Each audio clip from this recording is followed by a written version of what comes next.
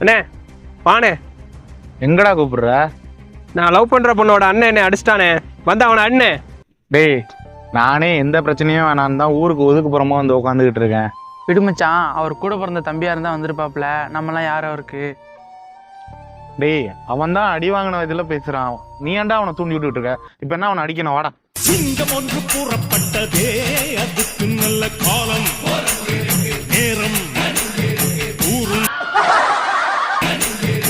ஊரும். அவன் எங்கடா? அவன் அங்கேயே விழுந்துட்டானே, பாக்கலையா நீங்க? ஐயோ சரி, இவன் தானே? அவன் தானே, அவன் தானே. அடினே அடினே. நீ தான் என் தம்பி அடிச்சியாடா? ஆமா, என்ன இருக்கு?